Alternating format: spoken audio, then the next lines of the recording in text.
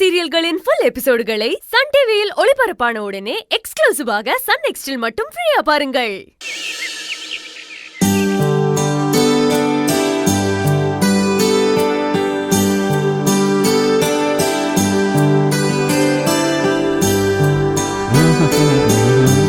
யோ, என்ன இப்படியே சுத்திட்டு இருக்க?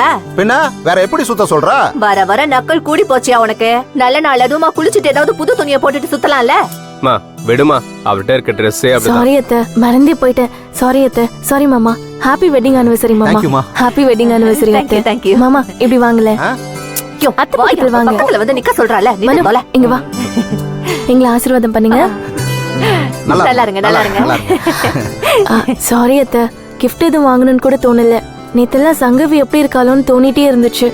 தூக்கமே இல்ல, அதுல மறந்துட்டேன். பரவாயில்ல கண்ணு, அதெல்லாம் எதுக்கு? நாங்க தான் உனக்கு gift கொடுக்கணும். முதல்ல கோயிலுக்கு போயிட்டு வந்துடலாம். நான்லாம் வரல. உன்னை யாரு முதல்ல கூப்பிட்டாங்க? இந்த ஆளு வேணாண்டா, கோயிலுக்கு போனோம். அப்படியே பர்ச்சேஸுக்கும் போயிட்டு முடிச்சிட்டு வெளியிலேயே சாப்பிட்டு வந்துடலாம். நானும் வர்றேன் வாசுகி. என்ன திடீர்னு? இல்ல, அப்படியே சங்கவியும் பாத்துட்டு வந்துடலாம்ல. உன் ஐடியா எல்லாம் ஒன்ன மாதிரியே இத்து போனதா இருக்கு. ஏன் வாசுகி, அவளை பார்க்கணும் இல்ல? பாக்கலாம் பாக்கலாம். அவ எங்க ஓடி போக போறா? இன்னிக்கே போகணும்னு இருக்கா என்ன?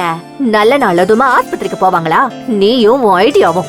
நிறைய வேலை இருக்கியா இன்னைக்கு? வேற எங்க போலான்னு பிளான் பண்ணிருக்க வாசுகி? திருவிழா இருக்கு. திருவிழாவா? எங்க? யோ, பேசாம இரியா. கீர்த்தி கண்ணு, பவித்ரா உனக்கு நகை கொடுத்தால, போ அதை எடுத்துட்டு வா. அந்த நகை எதுக்குத்த?